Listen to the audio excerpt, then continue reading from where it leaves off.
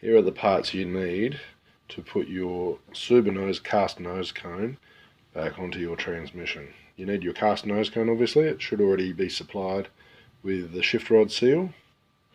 You need a socket with a 10mm and a 14mm socket. You need the oil catcher from your donor trans with its 8mm bolt. You need the reverse lockout and its 2 retaining bolts, plus its shim.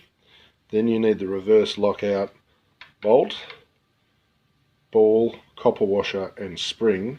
All of these parts need to be fitted in order to complete the conversion. Now here's the first thing that you need to fit.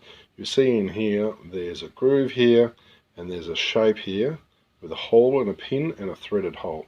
This is where this oil catcher piece is put into place. This fits into this section here. What it does is it catches oil that's slung up, and the oil comes down in here and comes out this and feeds into the main shaft. So get your little 8mm bolt and screw it down in place. The second item that we have to fit is the reverse lockout mechanism. First item that we put on there is the metal shim that just sits over the holes.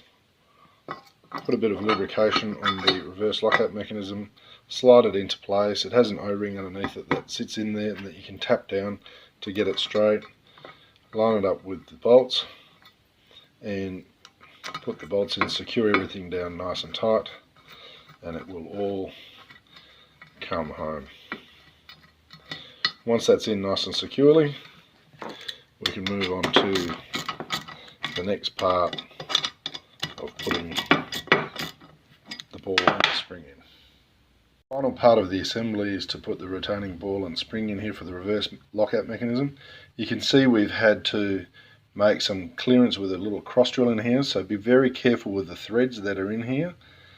They should be okay, but what we do first is put this bolt in first and put it in by hand, making sure that we get it nice and straight and that none of the threads are cross-threaded and it can go in securely.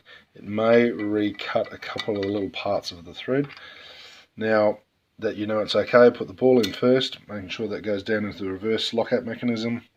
Put the spring in for the tension, copper washer on top, and carefully hand thread the retaining bolt down, making sure that it goes in there nice and square and straight. And there we go, you can see it sitting there properly. Now it's gone down. It doesn't need to be super tight, it's just enough to have some tension on that spring, and there we go. That's complete, ready for assembly. Now to assemble the nose cone, what we do is we use the shifter hammer first. I'll put some silicone spray or oil on the shift rod so that once it slides into the nose cone it's nice and smooth. But you want to come down here to the shift rods. There are 3 shift rods. Select the central shift rod and pull it out towards you. That's 4th gear. So you put this hammer in there, the shift rod hammer, and pull it out into 4th gear, and just let that shift rod sit there like that in 4th gear. That's the easiest. Then we just slide the shift rod cover nose cone over the top of the shift rod.